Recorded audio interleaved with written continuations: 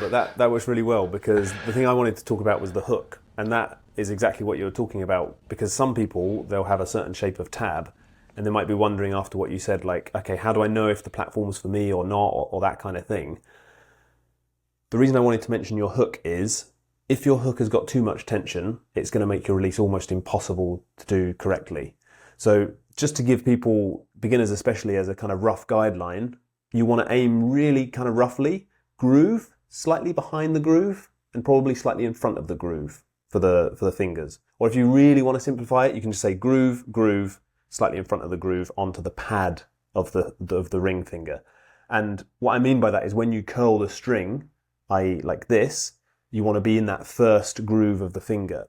A lot of people, especially beginners, they feel a little bit anxious that the string is going to slip out of their fingers, so they end up going really deep with the hook past that first groove in particular. Some people even getting close to this groove, and they think, oh, I want a deep hook, and that's going to make sure it's really solid. But then obviously the problem comes when you're it's about time to release, and you have to go from 100, like you were saying earlier, to minus 100 almost, because you got 2 digits for the string to flip out of. So yeah, definitely with the finger placement, really important that you don't have too deep a hook, and also not too shallow a hook. Some people will hear what I just mentioned, and then they think, okay, I'm struggling with my releases a little bit outwards, and I'm going for the groove, and slightly on the pad. So let's just go forward on all the fingers, and then my release is going to be...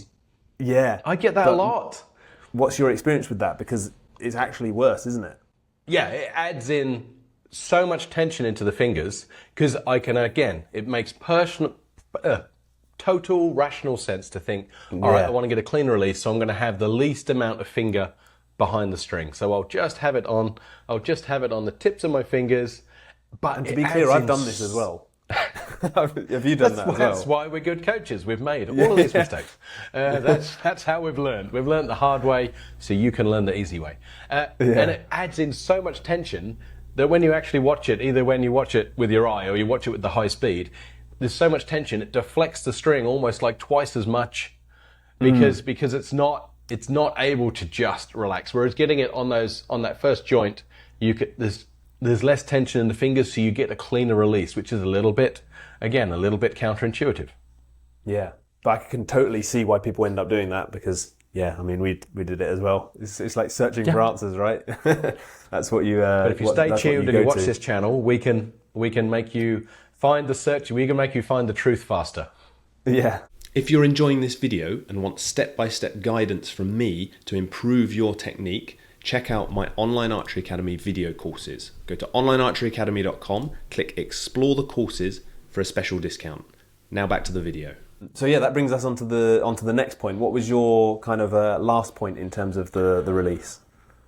Well, we've been talking about the beginning. We've been talking about the movement. I want to talk about the finishing position, where people come to at the end of the shot.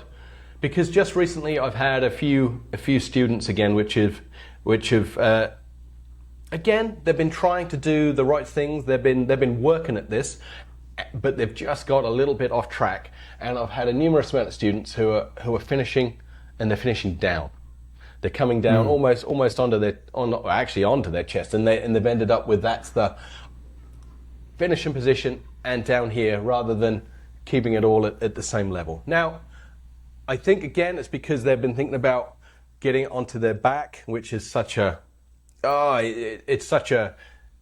easy thing for us to say, and we know what it means, but it's such a difficult thing to necessarily to interpret. And they've got the power, they've got the speed, but the direction is all just a little bit down and backwards, and they end up coming down here. And yes, it's better than having the softer forward release they probably had before that, so they have made progress. Fair, yeah. But then we need to change the feeling, change the sensation, and work on keeping it higher. And that's more generally, it's moving away from a sensation of coming down and going for a sensation of coming behind. And even though they look quite different, most of them have been able to make that change within a week or two. It's just, again, once they had the correct mental image in their mind and they knew what they were trying to do, and they got the feedback, because every time they finish a shot, they can look and see where they are, so you can get the feedback. You don't have to have a coach there all the time. They've been able to change it quite quickly. So if you are not, after you've just finished the shot, and then each time ask yourself, where's my hand? And if you find it's too low, just focus on bringing it up. I think when I was learning and on a junior team with some youngsters, the coach was always telling people to think about knocking the parrot off your shoulder. I don't know if that's, he was trying to get a pirate reference due to Pirates of the Caribbean. I don't know if that's necessarily the best thing, but at least knocking the parrot off your shoulder is better than patting yourself on the chest, you know? Yeah. That's an interesting, I've not heard that one before. But yeah, that's really good, because I see a lot of, again, it tends to be to fix the outward, often it kind of ends up going down, like you mentioned. So that's another kind of issue. They've not ended up like this through being lazy. They're trying to proactively work on an issue, you know, and it's just taken them down the wrong path. But again, like I said, with a little bit of feedback, it's the type of thing you can fix relatively quickly. But if you don't, I've even had people on national teams who used to follow through like this. It's surprising how long I was able to watch people like that before I realized, oh, you really are doing something quite different and not desirable. It's me again here. If you don't want to join the courses just yet, but you want help from me, sign up to my free weekly newsletter by putting your email address in at onlinearcheryacademy.com and clicking join now. Or click become a member to join my online membership community, where you can get access to loads of exclusive content, plus ask questions directly for me to answer in Q&A sessions. So check that out if you want to. And now back to the video. And that brings us on to the sixth and final kind of tip or point. And that works well again, because I wanted to mention what I consider as because obviously this video is titled about the release.